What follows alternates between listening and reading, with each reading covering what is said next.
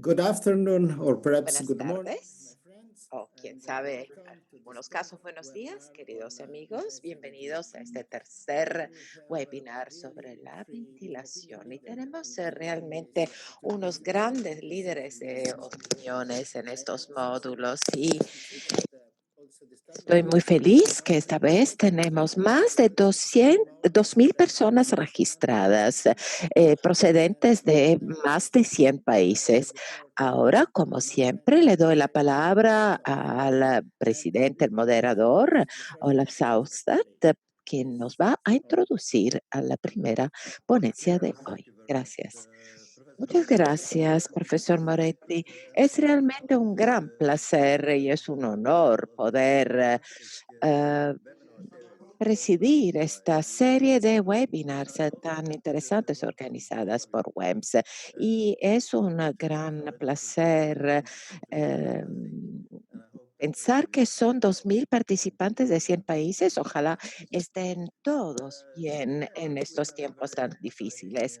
Hoy en día tenemos un tema sumamente interesante y antes de continuar, quisiera recordarles que durante la ponencia pueden escribir preguntas en el sector QIA y también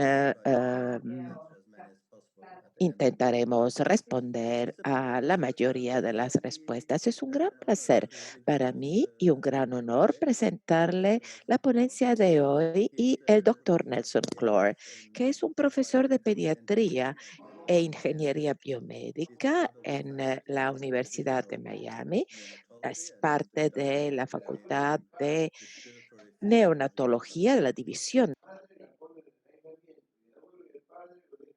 de neonatología y el Laboratorio de Fisiología de la Respiración Neonatal. Su investigación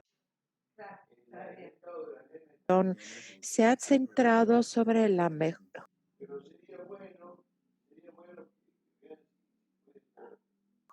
de la respiración neonatal y la oxigenación en los neonatos prematuros.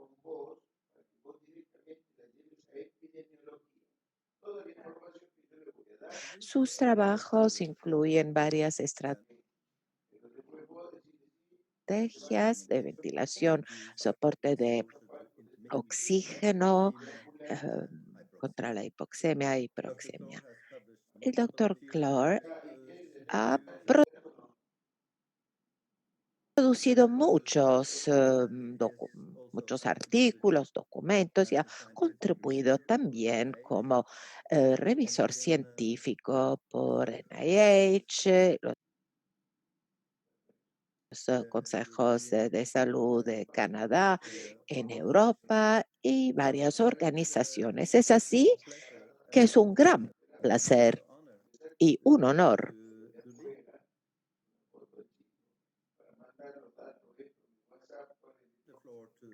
darle la palabra al doctor Clore. El título de su presentación es Interacción entre el neonato prematuro y el ventilador. Nelson, a ti la palabra.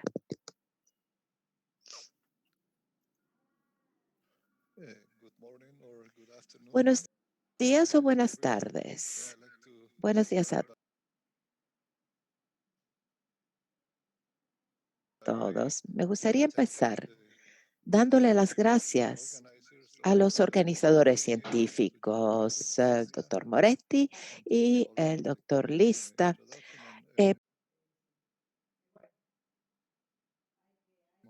y gracias también por la introducción tan amable por parte de Ola y les saludo a todos los que nos están escuchando de cualquier parte del mundo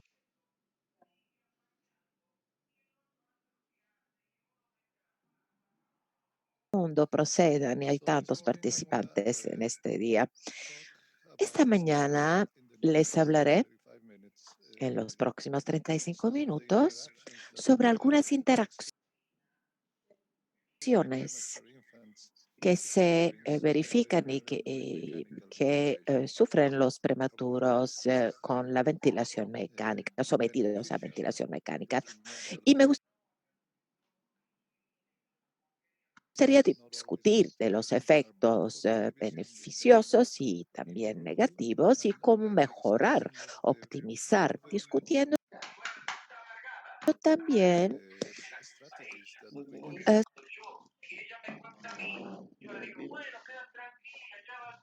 sobre algunas estrategias que podríamos utilizar para optimizar el apoyo ventilatorio y sobre todo evitar interacciones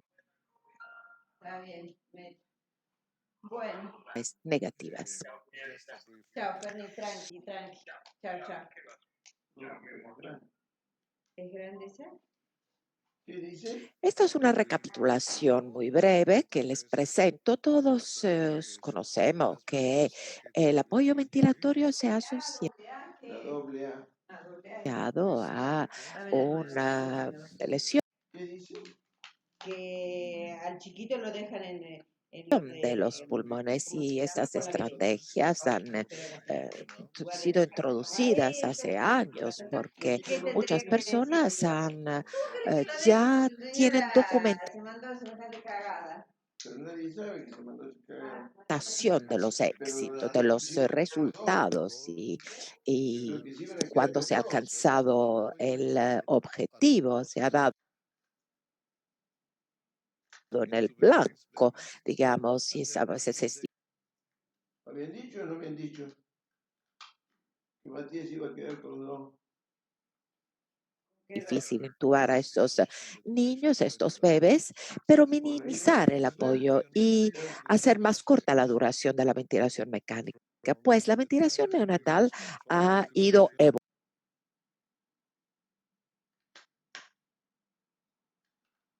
evolucionando desde la época de la ventilación controlada, cuando el blanco era los gases hemáticos normales. Ahora se ha convertido en una ventilación asistida, otra forma de ventilación con una fase aguda que es relativamente breve porque implicaba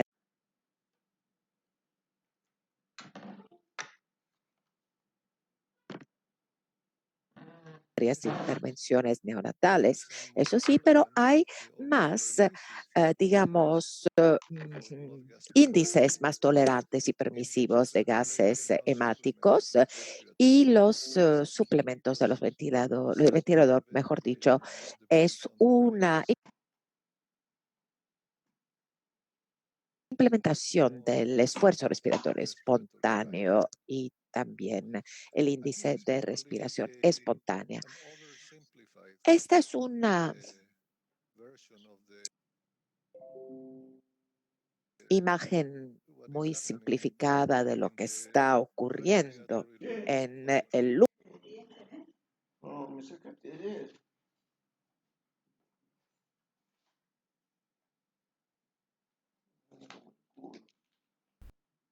respiratorio, lo que yo llamo ventilación mecánica.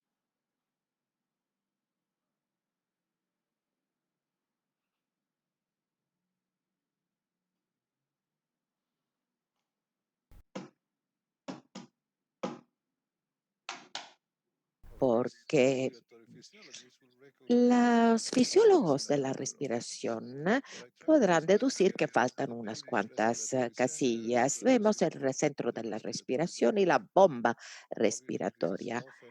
Esto muchas veces está limitado a causa de enfermedades pulmonares o o la bomba no es suficientemente fuerte para encarar la situación del diafragma y con la respiración espontánea contribuye a la ventilación, aunque cuando no es suficiente es aquí que subentra el ventilador y tendremos respiraciones espontáneas asistidas por ventilador o bien tendremos unas respiraciones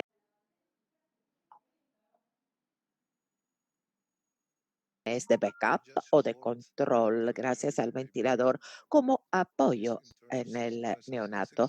Esto implica que haya intercambio gaseoso y reflejos, pero interactúa también con el centro de respiratorio. Tenemos que recordarnos que es un control inmaturo del sistema respiratorio en estos casos. Es así que hay una interacción con el bebé y son ustedes responsables de la titulación. Estos son datos de hace muchas décadas, 1983, que nos demuestran cuál es la presión del ventilador. Esto es el esfuerzo inspiratorio, estas son deflexiones, el esfuerzo espontáneo de inspiración y el ciclo de los ventiladores. Y cada vez que produce este volumen corriente, estas curvas se transforman en esta clase de esfuerzo que acabo de indicarles y el ventilador, por lo tanto, contribuye con mucha ventilación. Es que no respiraría. Es un reflejo de estiramiento, el de Hering-Breuer que se verifica en el neonato. Es así que trazando el esfuerzo en uno de nuestros pacientes, de estos bebés, es una respiración espontánea aquí. Este es un ciclo del ventilador y esto es el volumen corriente. Pues aquí el bebé inspira y después, en este momento, subentra el apoyo del ventilador, se intenta insuflar el pulmón, no solo aumenta el volumen corriente, pero produce como una meseta, un plató, y el resultado es que la inspiración sucesiva es más atrasada porque el bebé no intentará producir otra inspiración y hay una inhibición de la actividad respiratoria por consiguiente. Es así que tuvimos la oportunidad de capturar la segunda respiración mecánica y aquí podemos ver cuánto más amplio es este esfuerzo respecto al precedente y se produce un esfuerzo adicional y un aumento del volumen corriente. Esta clase de interacción entre el paciente y el ventilador sigue existiendo. Algunas veces se le considera una asincronía y estos son otros ejemplos. Estas son las inspiraciones, las exhalaciones, las respiraciones espontáneas. El ciclo mecánico en este caso llega al final de la inspiración produciendo una meseta muy amplia, más prolongada, y al final la inspiración es bastante larga si la comparamos con las respiraciones espontáneas precedentes. Otras veces llega hasta el final de la inspiración y podemos ver que la duración total de la inspiración es bastante prolongada e indudablemente produce un volumen corriente más amplio.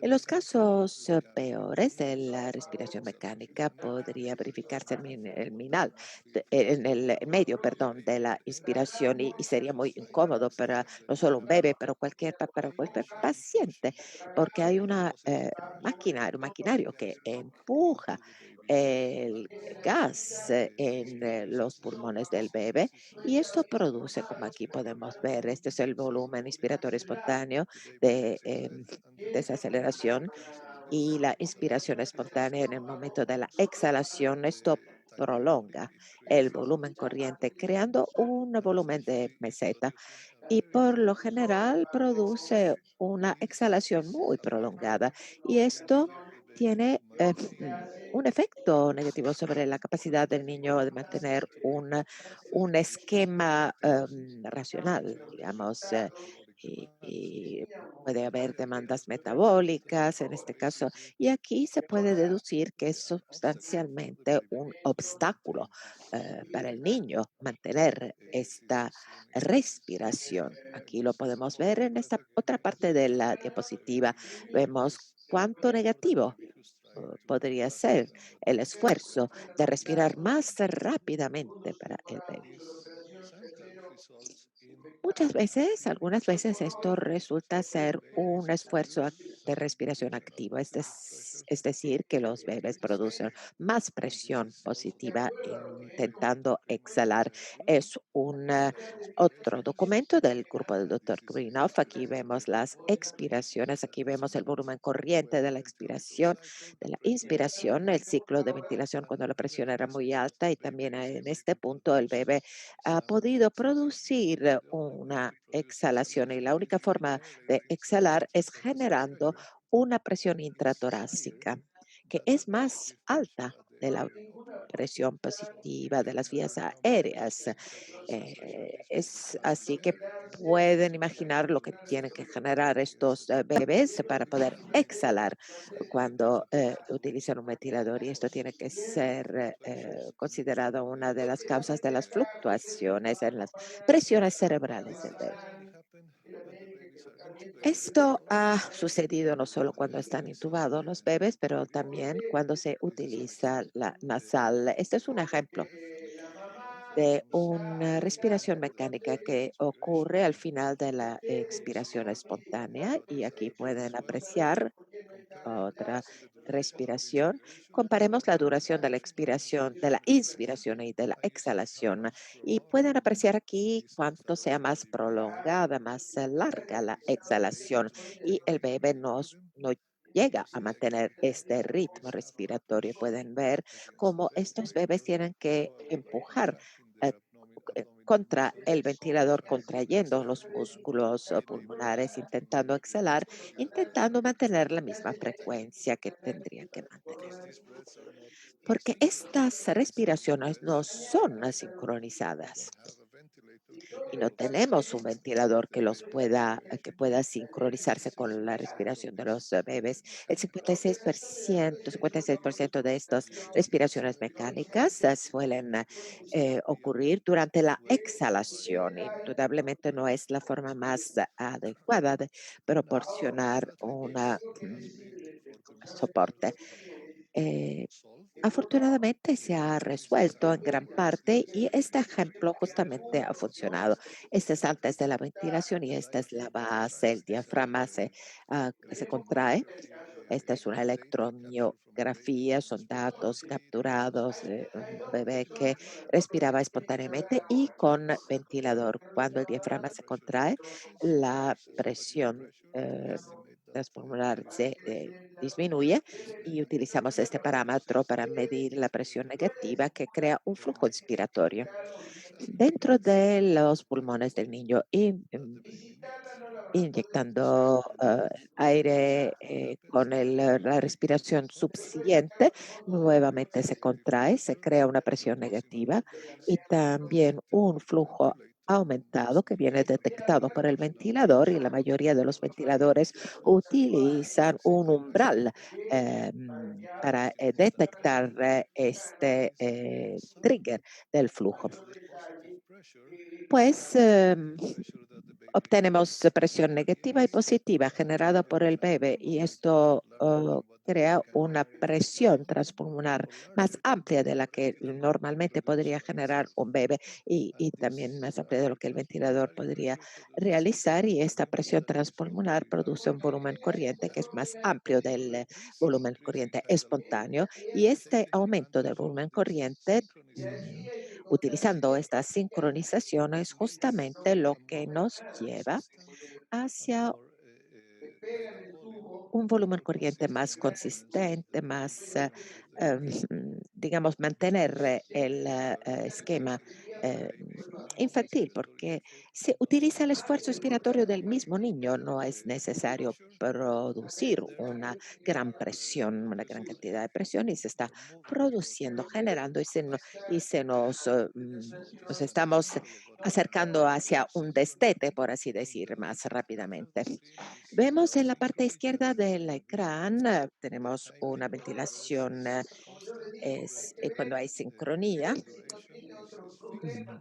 y la ventilación es fija, pero el ventilador no está sincronizado y depende del flujo que estamos creando, mandando y lo vemos en el ciclo de respiración espontánea. A veces durante la exhalación o al final de la exhalación pueden ver cuántas ventilaciones crean un intercambio gaseoso que no es óptimo y la respiración es bastante caótica. Pero estableciendo la sincronía, pueden apreciar cómo las respiraciones son mucho más definidas y la ventilación y la respiración es mucho más coherente, consistente y más eficaz probablemente. El número de respiraciones por minuto es probablemente igual, pero es el tiempo que se ajusta cada vez.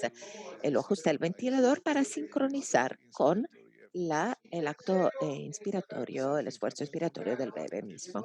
Lo mismo sucede con otras modalidades como con el assist control, cuando la inspiración espontánea está asistida, es asistida por el ventilador. Ancora, otra vez, la IM1 es asistida aquí, son esfuerzos espontáneos y a la izquierda tenemos el assist control cuando se verifica la asistencia también con efecto más agudo y más coherente, consistente, lo podemos apreciar aquí, porque vemos que hay un aporte, un apoyo a cada inspiración del niño, a cada respiración. La duración de la ventilación ha sido documentada así ya desde hace años. El impacto es más o menos igual, porque la mayoría de estos estudios vemos cuando ha habido más pacientes que con los estándares de hoy en día no estarían sometidos a ventilador. Cuando hay niños que pesan menos de 1 kilo, en estos casos, la duración de la ventilación mecánica para establecer la sincronía es mucho más marcada respecto a cuando hay niños los cuales se ha necesitado el ventilador solo por pocas horas o pocos días. Y estos son los niños que tiene más ventajas. Cuando vemos la displasia broncopulmonar en estos niños, hay estudios que han demostrado tener un riesgo más alto de displasia respecto a los controles, pues son estos en los cuales la sincronización o la ventilación determinada por el paciente han producido este porcentaje. El impacto, una vez más, cuando tratamos con niños inmaturos, más pequeños, son ellos que van a sacar más beneficios de la interacción con el ventilador. Los niños más grandes utilizan de manera más extrema el ventilador y pueden sufrir o pueden tener más desventajas, digamos. El efecto de la sincronización se puede apreciar no solo cuando los niños son intubados. Aquí son las respiraciones espontáneas y aquí vemos el esfuerzo inspiratorio.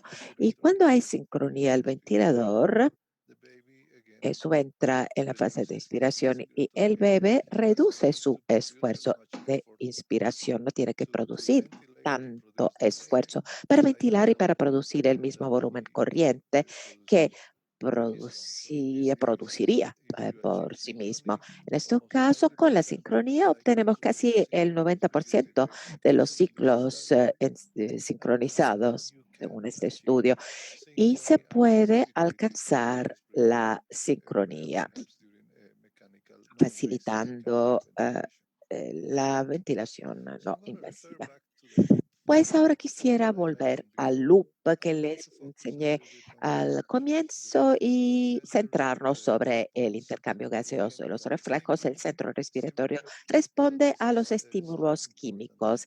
Esto implica componentes importantes, inclusive si consideramos el volumen corriente durante la SIMB, pues la ventilación obligatoria intermitente sincronizada, que llamaremos SIMB, podemos apreciar en los ventiladores unos amplios cambios, muchos cambios que en algunos casos se intenta leer el ecrán del ventilador y los volúmenes oscilan con valores muy diferentes y esto se debe quizás probablemente al que en la EBOIS una, hay respiraciones no asistidas, esta presión es posible y el volumen corriente es más bajo porque el bebé no respira. O bien cuando hay respiraciones asistidas por el ventilador, los volúmenes corrientes son más amplios porque el bebé contribuye y el ventilador también. Pero algunas veces aquí tenemos las respiraciones espontáneas no asistidas. No quiere decir que la compliance sea mejor en esas respiraciones respecto a estas otras. Es que aquí el bebé no estaba respirando. Es así que es preciso no confundir estos cambios de volumen en la línea de los volúmenes. Hay que recordar que los ventiladores por lo general nos enseñan cuál es el esfuerzo cumplido por los bebés. Y igualmente el volumen corriente durante AC y los bebés respiran. Aquí son respiraciones asistidas y el esfuerzo espontáneo. El volumen corriente es más amplio por lo general y cuando se interrumpe la respiración, el volumen corriente por lo general es más bajo porque pues, se registra solo la presión positiva del ventilador. Algunas veces el volumen corriente producido por el ventilador puede ser excesivo y es algo que cabe considerar porque los bebés que tienen más riesgos, tienen un riesgo más alto con una lesión más amplia. Aquí a la izquierda vemos respiraciones con un volumen corriente de 2,5 y la presión delta de pico a pico es más pequeña. Indudablemente hay que ampliar el volumen corriente y vemos un aumento sucesivo y subsecuente de la presión de pico y se produce también un aumento del volumen, en el volumen corriente, pero apreciamos también que no hay una proporción, porque si aumentamos o doblamos, digamos, vemos que el volumen corriente no aumenta con la misma proporción. Aquí vemos casi 5 veces más alta la presión que apreciamos al comienzo.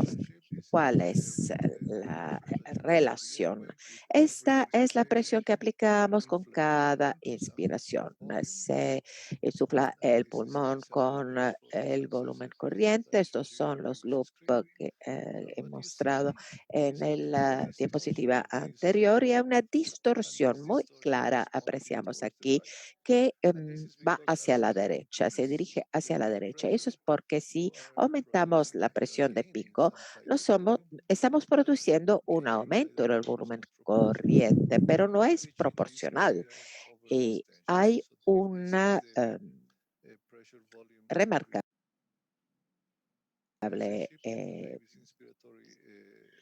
número excesivo y hay una relación, se llega a una zona más plana, digamos, y se convierte en una situación de menor compliance, depende de la lesión pulmonar. El doctor Lyons nos habló de la compliance de estas respiraciones y al aumentar la presión de pico y se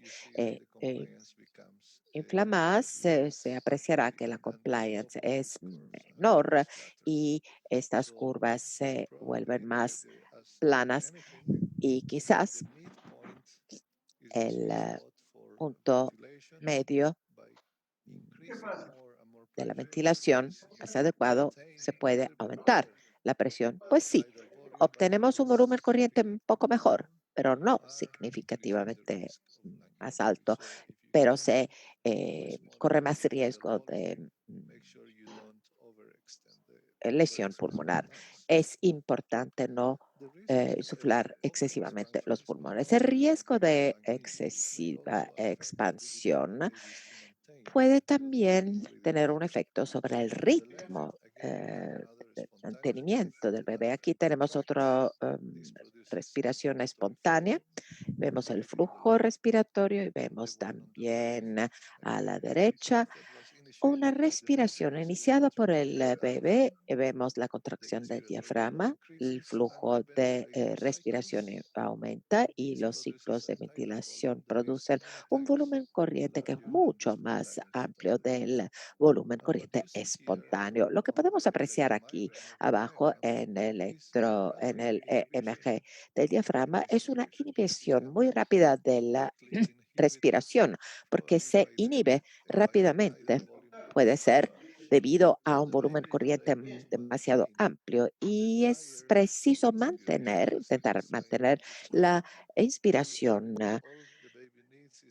porque lo que el bebé necesita es hacer una respiración pequeña sin expander demasiado los pulmones del niño, porque habría un esfuerzo respiratorio neural.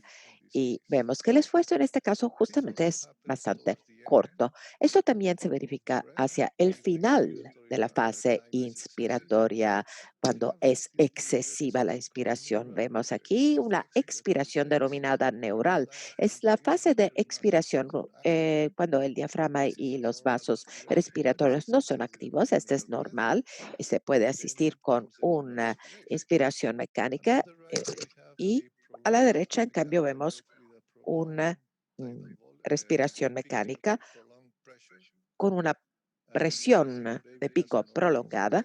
Podemos ver que el bebé aquí tiene una respiración trigger y esta meseta del volumen corriente, no hay más aumento del volumen del pulmón, hay una extensión y cuando el volumen está extendido, pues el niño no hará otra respiración y esta meseta prolongada tiene como resultado una expiración neural más prolongada, o sea, este tiempo de expiración le inhibe al niño de hacer otra respiración espontánea. Es así que hay que tener mucho cuidado, no solo al comienzo, pero también al final de la expiración, perdón, que no sea excesiva y que no haya un exceso de volumen corriente. Esto es lo que vemos en el ejemplo. Los bebés pueden responder relativamente rápidamente a los cambios químicos de oxígeno o de anhídrido carbónico, pero eh, aquí vemos los esfuerzos inspiratorios del bebé. En este caso son espontáneas las respiraciones, no asistidas. En este caso algunas fueron asistidas con un ritmo bastante bajo y y aquí hay una reducción aguda de la presión. Y lo que notamos es que después de algunas respiraciones, el bebé aumenta su esfuerzo respiratorio. Aquí también, una vez más, inclusive estos pequeños cambios del volumen corriente, la ventilación, eh, parecen ser bastante constantes. Es porque el bebé está compensando, no solo porque está asistido por el ventilador, pero también eh, las respiraciones entre las dos ventilaciones. Y esto produce también un agudo cambio en la presión y le estimula al bebé y el bebé responde conscientemente.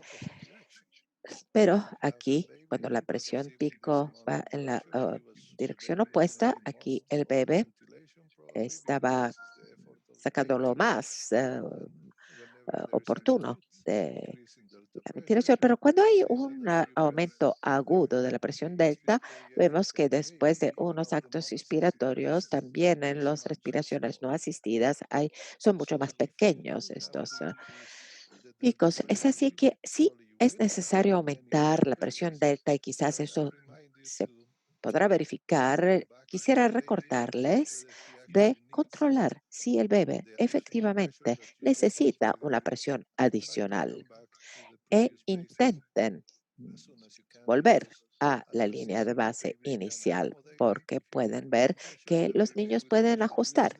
Si les da más presión, estos son los bebés que reducen el esfuerzo y hay que acordarse que queremos que este niño al final respire espontáneamente y que su diafragma pueda sostener la ventilación sin asistencia, sin apoyo de ventilación. A veces resulta ser difícil separar, dirimir si es demasiado alta la velocidad del ventilador o si el bebé no puede soportar la ventilación. Y aquí vemos las respiraciones mecánicas. La velocidad es bastante fuerte y en las zonas más negras vemos cuando el bebé respiraba espontáneamente, prescindiendo de lo que estaba realizando el ventilador. Vemos aquí cuando el bebé no respiraba. Lo que no sabemos es lo que pasaba en el momento de apnea, porque quizás la velocidad era demasiado alta y tenía necesidad de respirar de vez en cuando, o quizás la velocidad se ha mantenido alta porque el bebé tenía estos periodos durante los cuales no contribuía la ventilación.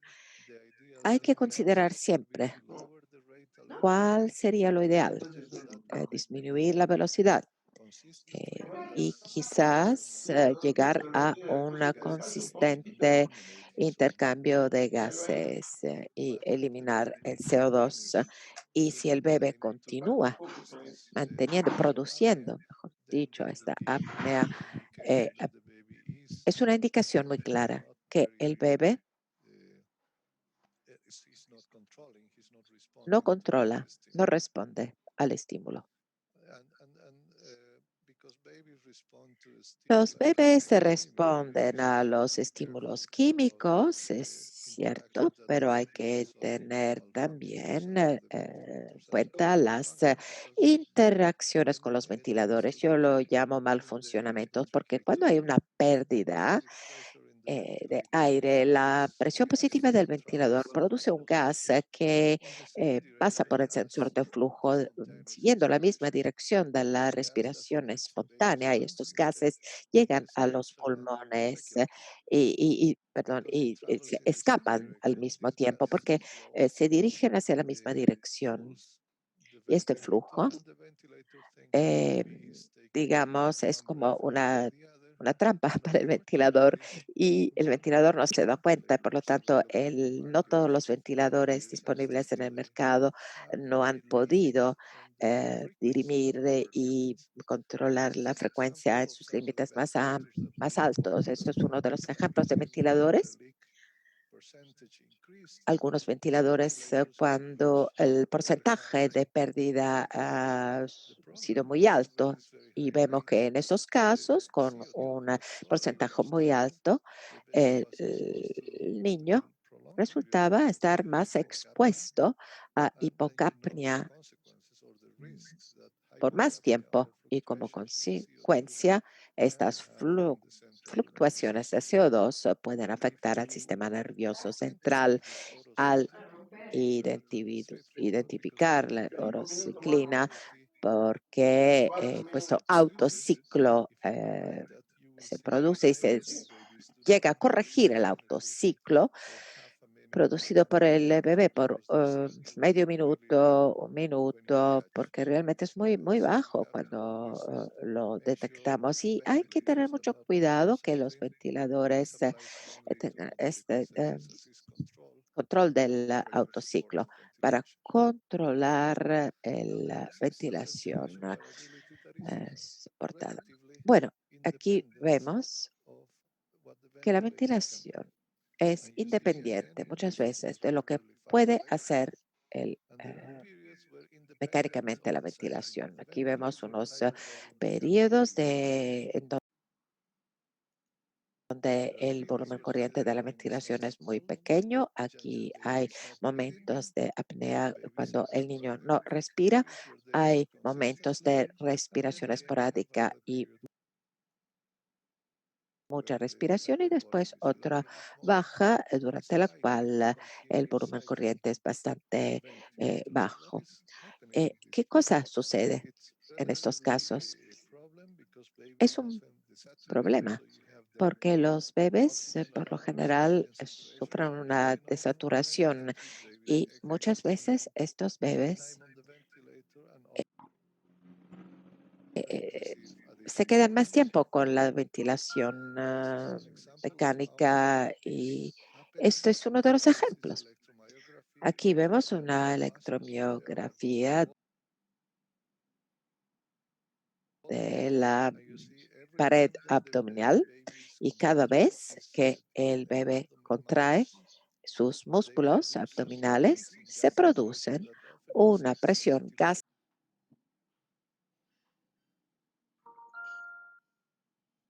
que muchas veces sube hasta o es más alta de 25 centímetros de agua y esto es mucho más alto porque en la presión de pico era solo 15, pero cada vez que sucede, el bebé pierde la capacidad residual funcional, el volumen de los pulmones es menor y esto ocurre cada vez. Y los bebés, por lo general, se convierten en hipoxémicos y, y si dura por más de 2 minutos, el bebé es hipoxémico. Pero había también una situación de hipercapnia por falta de ventilación, por la disminución del volumen pulmonar y sumamente hipercápnico, pero el bebé tiene que seguir empujando y activamente eh, acelerar el ventilador, pero no fue suficientemente sensible al estímulo de CO2. Y esto sucede en momentos en los cuales los bebés desaturan y es un problema para la mayoría del personal paramédico. Pues bien, estas maniobras, estas situaciones de los cuales los bebés son tóxicos, y se verifican cuando los bebés eh, no duermen. Y esta es la proporción, están despiertos y este es el tiempo de hipoxemia y resultan ser más evidentes cuando los bebés están despiertos. Pero el problema es que muchos niños, por lo general, durante el día, se encuentran en una fase de despiertamiento o un sueño indeterminado. Es así que hay que tomar la respiración, pero se tiende a reducir la hipoxemia debido a la escasa interacción con el ventilador. Pues el ventilador quizás suele lograr hacerlo cuando estén despiertos. Esto es lo que yo llamo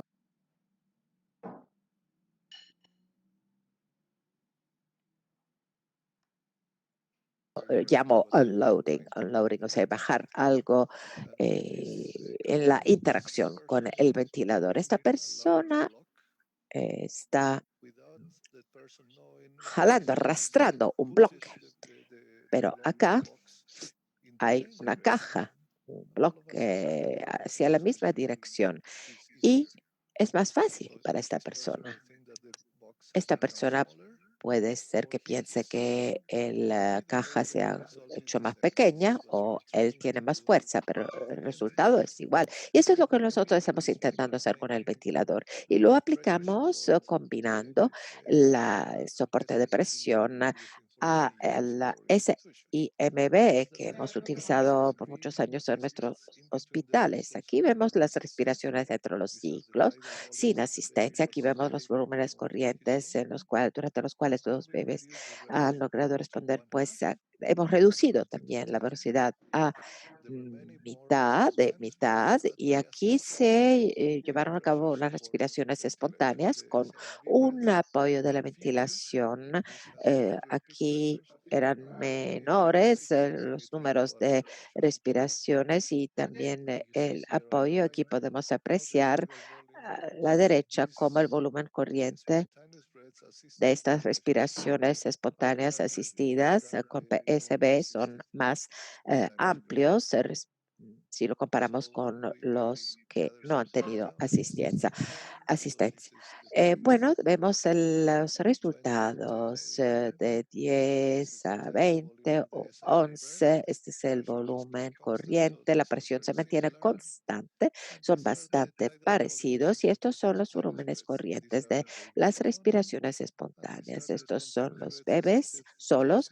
Aquí tenemos a las respiraciones espontáneas asistidas solo con 3 centímetros de presión y aquí tenemos los mismos respiraciones espontáneas asistidas con 6 centímetros de agua. Aquí podemos ver que 6 centímetros de agua se puede, eh, se acerca mucho el volumen corriente a los que leemos aquí más arriba y muy diferentes de los que son SIMV. Aquí en la inspiración espontánea, el pico lo vemos también que se ha reducido casi una mitad, de un 50% cuando aplicamos 6 centímetros de agua. Por lo tanto, cuanta más presión aplicamos, llegaremos a obtener un volumen corriente más amplio. Y llevando a cabo esta maniobra, estamos proporcionando, fomentando, digamos, un aumento del volumen corriente y ser dependiente más de las respiraciones SIMV. Llevamos a cabo un ensayo randomizado en bebés aplicando el PSB y limitándolo al 50% de la presión delta de los ciclos en los primeros 28 días. Y eso es lo que apreciamos en SIMV, randomización en el segundo día del nacimiento y vemos que también se sufrió una disminución, siempre más bajo en estos niños que tuvieron una ventilación de soporte. El CO2, perdón, más semejante, digamos, así que pudimos ayudar a los bebés a mantener este cambio, reduciendo también la frecuencia del 50%. ¿Y por qué? Porque vemos cómo los clínicos manejan a los bebés y los bebés fueron extubados más rápidamente, más pronto. eh, por lo general, cuando los bebés tienen unos 15 o 20 respiraciones por minuto, estamos bastante seguros que pueden seguir bien y se le extuban. Y por la línea negra, en efecto, nos demuestra que esto demuestra que 47% de bebés utilizaron el ventilador contra el 69% inclusive únicamente con SIMV. La NAVA, la asistencia ventilatoria ajustada neuronalmente, pues aquí podemos apreciar que se pone en el diafragma y se aprecia la contracción del diafragma. Lo vemos aquí en la base de la diapositiva y vemos que la contracción del diafragma se lleva a cabo durante la respiración. El ventilador aplica presión positiva proporcionada a la actividad que em, detecta. Y esta mayor actividad produce un pico y una presión inspiratoria más alta. Estas son modalidades que producen un soporte asistido de la actividad eléctrica a la contracción. ¿Cuánta presión se le da en proporción? Y esto está determinado por el nivel NAVA, NAVA. Es una ganancia, digamos, es un factor de proporcionalidad. Los informes nos sugirieron que los bebés están bastante cómodos porque hay una sincronización en cada respiración, pero tenemos que tener mucho cuidado porque vemos aquí en este informe del año pasado y les quisiera mm, subrayar que este factor de proporcionalidad puede modificar la actividad del diafragma al aumentar el nivel NAVA, la ganancia NAVA, y se produce lo que queremos, pero se reduce el esfuerzo respiratorio. Pero aquí vemos lo que pasa cuando se disminuye la ganancia, porque aquí se aumenta la ganancia NAVA aplicando una presión de pico más amplia y aquí eso es lo que sucede en la fase de declino. Lo que yo quisiera subrayar es el volumen corriente. Al aumentar el volumen corriente, aumentando el volumen corriente, se aumenta la presión, hay un back-off del bebé y por lo tanto hay un volumen que nos puede alcanzar niveles excesivos y esto sucede cuando el volumen corriente y el nivel NAVA es más alto. Aquí otro autor se ha centrado sobre 10 mililitros por kilo del volumen corriente. Y aquí podemos apreciar no solo un aumento de la proporcionalidad de estas respiraciones, pero también un aumento en la vitalidad, porque aquí estos bebés, como les dije, responde bien, porque el reflejo de Hering-Breuer es activo, pero no siempre puede suceder. Y si estos bebés continuarán inspirando y recibiendo presión positiva, tenemos que tener más cuidado si se utiliza el NAVA en estos casos al aumentar el nivel de NAVA, sobre todo. Porque el problema es que este nivel de NAVA es una ganancia relativa, correspondencia con la actividad reticular y no hay un volumen absoluto como mililitros o mililitros por kilo o flujo cuando hablamos de ventilaciones. Así que cabe tener mucho cuidado porque se les podría exponer a estos bebés a un volumen corriente más alto. ¿Cómo resumir la interacción bebé-ventilador? Interactúa continuamente con el esfuerzo respiratorio espontáneo, las interacciones negativas cuando los bebés mejoran, respiran más y se reduce la acción del ventilador, pero sigue existiendo esta interacción entre el bebé y el ventilador. A veces es negativa y lo que estamos haciendo es una Fuera. deterioración, o sea, eh, la ventilación eficiente precisa un ajuste de los parámetros. Es importante controlar que todo funcione bien y hay interacciones positivas.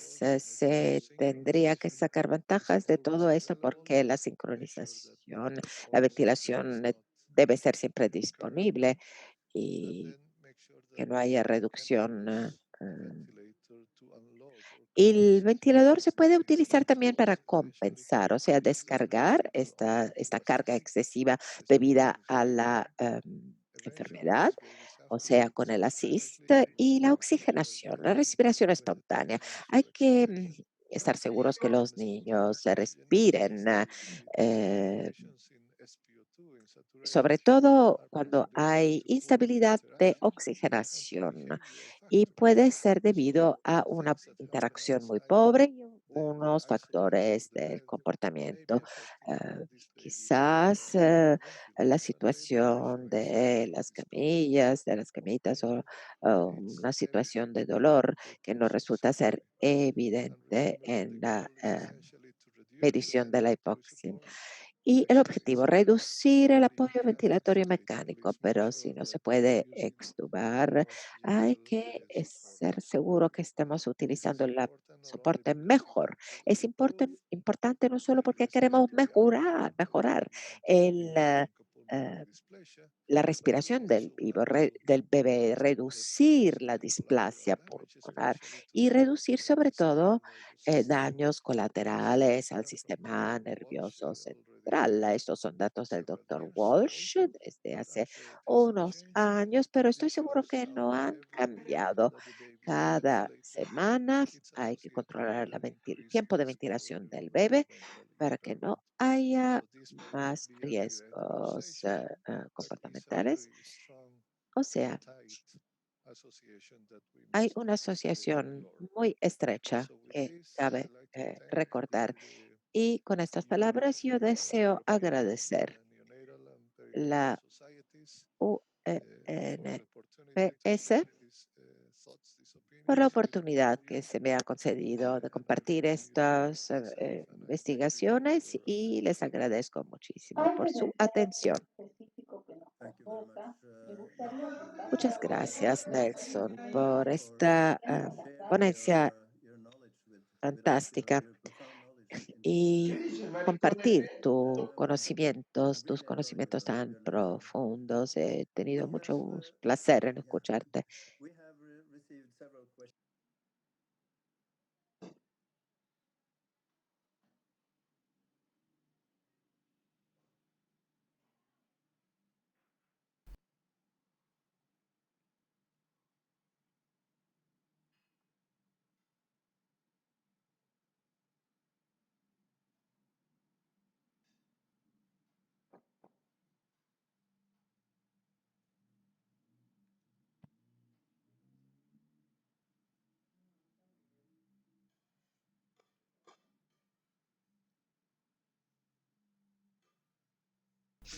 Hemos recibido varias preguntas.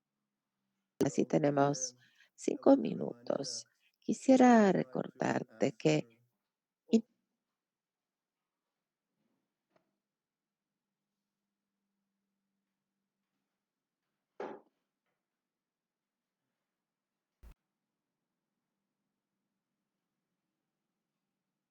Intentaremos responder a todas las preguntas, pero los que no recibirán respuesta hoy podrán buscarla en la página dedicada en el sitio, en la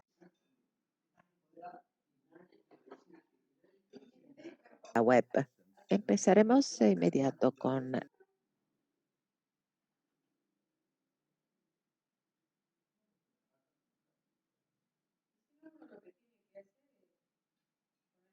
las preguntas. Y la pregunta es de Federico Siacla.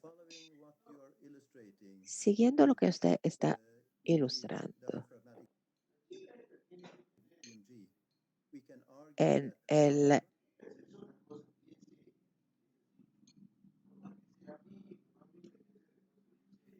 a través del EMG diafragmático, deducimos que el NAVA es la única solución. NAVA nos da muchas promesas. Nos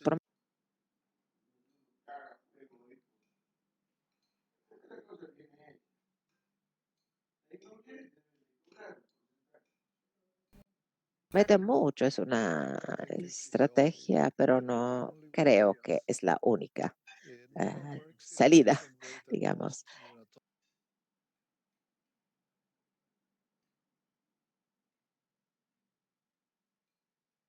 NAVA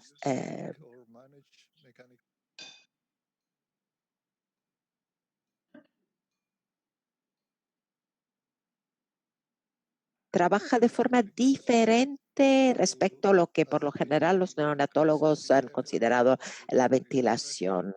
Piensa que con aumentando el NAVA, aumentan la presión, pero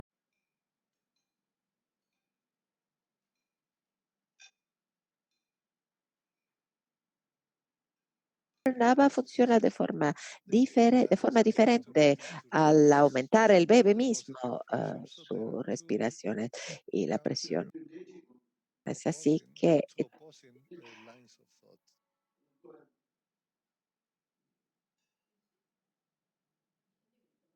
son dos líneas de pensamiento casi opuestas. La sincronización que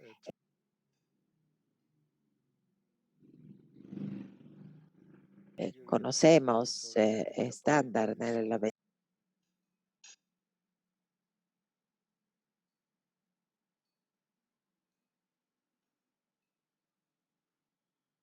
ventilación es una monitorización estándar, pero es una de las vías de salida, una de las soluciones, pero no creo que sea la única forma. Bueno, entonces todavía no estamos listos.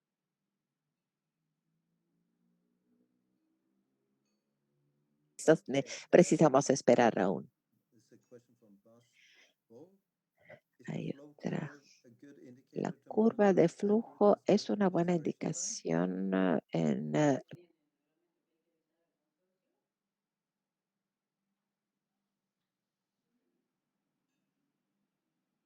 momento del tiempo de inspiración. Sí, en la mayoría de estos bebés se puede detectar el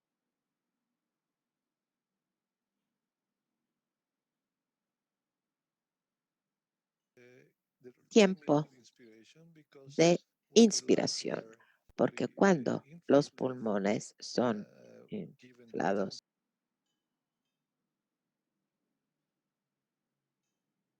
suficientemente, totalmente, considerando la constante de tiempo de cada niño, indudablemente el flujo bajará a cero de nuevo, lo que indica que cualquier tiempo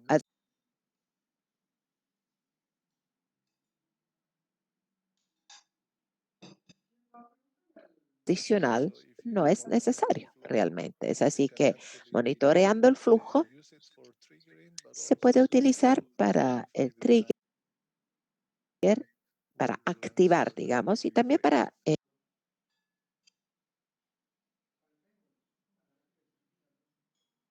detectar y si los pulmones están inflados suficientemente. Eso es uno de los problemas cuando crecen los neonatos y que puede haber una pérdida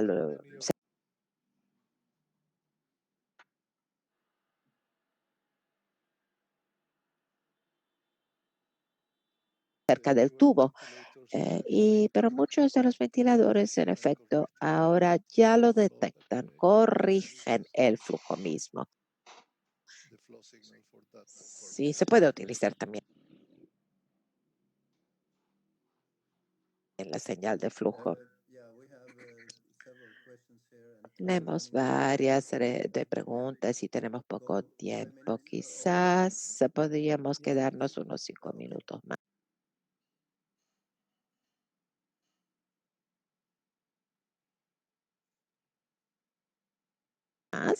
Sí, muy bien, entonces seguimos. Usted mencionó que la respiración de los bebés depende del nivel de CO2 o en los bebés pretérmino depende de la edad. Una pregunta hecha por Helmut.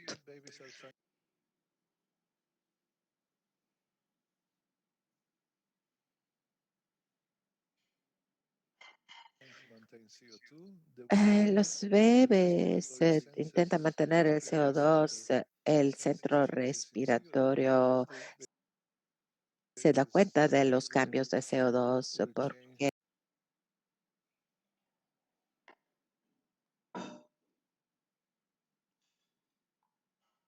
el CO2 cambia el pH en las zonas del cerebro, en aquellas zonas del cerebro. Y el pH no es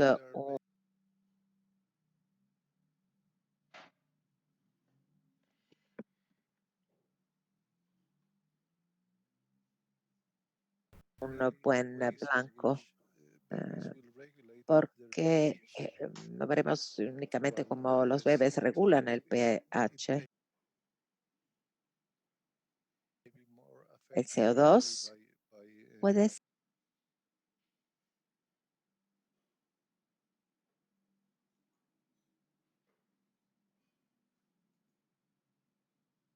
ser afectado más directamente por la ventilación, diréis. Sí, en efecto, CO2, sí.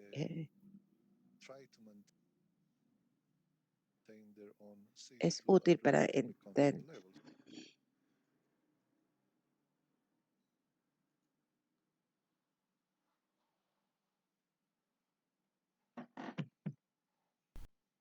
Mantener un nivel constante. Es por eso que hablamos de la hipercapnia y la permisiva. Y se han centrado sobre CO2 y no sobre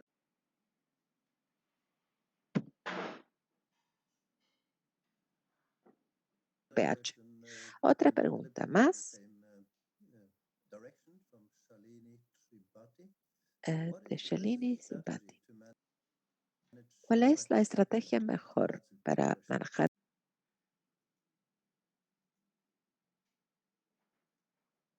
la hipocapnia? Es una gran pregunta, una pregunta muy importante. Pues sí, pues la hipocapnia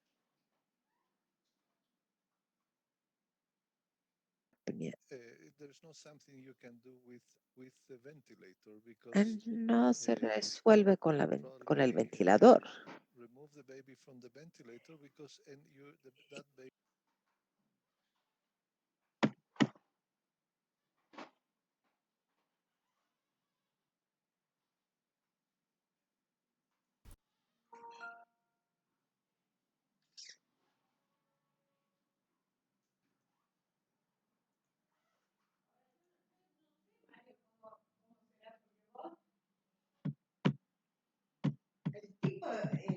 el que figura como propietario es ese aro, ¿o no? ¿O ya figuras vos como propietario? ¿Ah? Quitar el ventilador al bebé porque no, el bebé no necesita más asistencia.